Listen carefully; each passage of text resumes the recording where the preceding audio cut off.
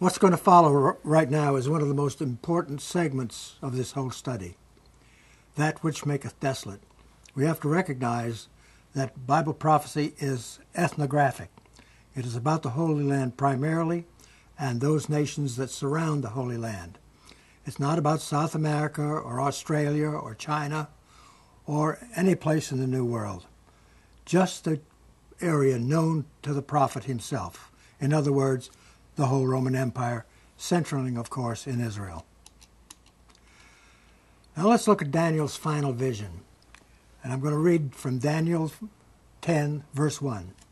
In the 3rd year of Cyrus, king of Persia, a thing was revealed unto Daniel, whose name was called Belteshazzar. And the thing was true, but the time appointed was long.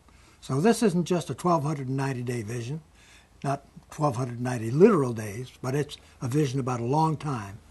And he had an understanding of the vision. Now there's a historic pin for the 3rd year of Cyrus. That's 533 BC. And it's an important year. Remember that year because we're going to run into it again. Then in Daniel 12:11, and from the time that the daily sacrifice shall be taken away, and the abomination that makes desolate set up, there shall be 1,290 days. Now, if you'll remember, we've already proven that when we speak about prophecies, we use the prophetic language of a day for a year. We read that in Ezekiel 4, verses 5 and 6. And here's something else we want to read about the abomination that maketh desolate. This is Jesus speaking in Mark 13:14. But when ye shall see the abomination of desolation spoken of by Daniel the prophet, standing where it, in the Greek that word is neuter, it's not a him. So this isn't an antichrist or some person. Ought not. Let him that readeth understand. Then let them that be in Judea flee to the mountains. Note the neuter pronoun. According to Mark, the abomination is an it, not a person. So the abomination is a thing. Now let's look at a graph of the Babylonian captivity. It began in 606 BC when Daniel and some of the Jews were taken captive. Then Nebuchadnezzar again returned to Jerusalem in 586 BC and destroyed the temple. 586 BC is a pin date that almost everyone recognizes as the year the temple was destroyed. Nebuchadnezzar continued to rule until 562 BC. He was followed by 3 of his sons, all of who reigned for a very short time, and then the throne was seized by Nabonidus, an uncle or a cousin of Nebuchadnezzar. His exact relationship isn't understood at this time.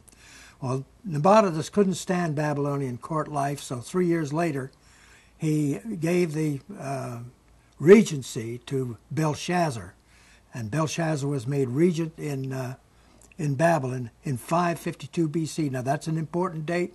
We're going to run into that prophetically. The Jews were allowed to return home with the decree of Darius in 536 BC, and then the vision of the 1290 days we've just read was in the 3rd year of Cyrus. Now Cyrus was an over-king of Darius. Darius was a Mede, Cyrus was a Persian, and Cyrus was in charge of the whole kingdom, and Daniel's vision of 1290 days was given in the 3rd year of Cyrus. Now let's read that verse again. And from the time that the daily sacrifice shall be taken away, and the abomination that maketh desolate set up, there shall be 1,290 days. We already know that's supposed to be years. And where did the sacrifices take place? They took place in Jerusalem on the Temple Mount. So where would the abomination that makes desolate be set up? Where else but on the Temple Mount in Jerusalem? But were sacrifices abolished at the fall of Jerusalem? We can pretty much prove historically that Jerusalem fell in 586. But then we read in Jeremiah 41:5, there came certain from Shechem, from Shiloh, and from Samaria, even 80 men, having their beards shaven and their clothes rent, having cut themselves with offering and incense in their hand, to bring them to the house of the Lord. Now this is an important verse. It's during the governorship of Gedaliah. Jerusalem had already fallen. This is 10 months later, and people were coming to the temple to offer sacrifices to the Lord. So obviously temple sacrifices were still continuing. They hadn't been abolished when the temple was destroyed, when the city was destroyed. Jeremiah 41:5 was written 10 months after the temple was destroyed, so sacrifices were still being offered. Then we read in Jeremiah 52:30, in the 23rd year of Nebuchadnezzar, Nebuzaradan, the captain of the guard, carried away captives of the Jews, 745 persons. All the persons were 4,600. Well, there were a lot more than 4,600 people carried off to Babylon. So what is this 4,600? Probably the Levites and the Jews, because those heathen kingdoms believed that every god was ethnographic. The Egyptians had certain gods, and they were powerful in Egypt. The Babylonians had Marduk, and he was powerful in Babylon. And the Jews had the Lord, and he was only powerful in Judea. They didn't recognize that the Lord was a God over all kingdoms. So let's look at the chart.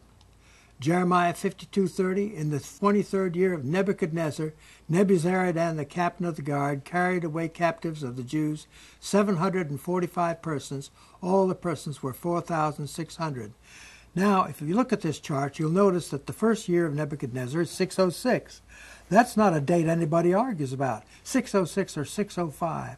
The temple was destroyed in 586 BC, but the verse says that it was in the 23rd year of Nebuchadnezzar that these final Jews were taken captive, and that 23rd year was 583 BC. It's very important to understand that. Then we can understand this prophecy. From the time that the daily sacrifice shall be taken away and the abomination that makes desolate set up, there shall be 1,290 days. 1,290 Hebrew days, or years, is 1,272 solar years, and we have to convert them because our history is in solar years. It was exactly 1,271.49 solar years from 583 BC until when they started to construct the Dome of the Rock in 688 AD.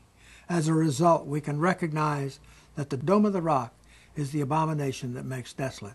That's scripturally so. It has nothing to do with my interpretation or anybody's interpretation or what doctrines we may happen to believe or not happen to believe. This is something that we can prove historically. Now, according to Mark 13:14, that abomination is an it, not an him. And so it has turned out to be. Now, remember 688. You're going to run into that date again and again. Now, I want to read the declaration of the Bishop of Jerusalem of the time. His name was Sophronius. And this is from Jerry Landy's The Dome of the Rock, published by Newsweek in 1972 from page 18.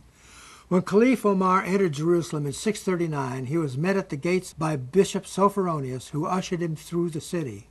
Seeing the Temple Mount then in ruins, Omar declared that he was going to build a memorial to Muhammad on the original site of the Temple of God. Sophronius exclaimed in horror, "Verily, this is the abomination of desolation as spoken of by Daniel the prophet, and it now stands in the holy place." Though Sophronius was an old man of 80 years, Khalifa Omar put him in prison into forced labors, the rigors of which killed him. Somehow we have managed to forget the truth for which Sophronius gave his life. The Dome of the Rock being the abomination that makes desolate is not new theology. That knowledge has been in the church for over 1,300 years. Here's a picture of that structure.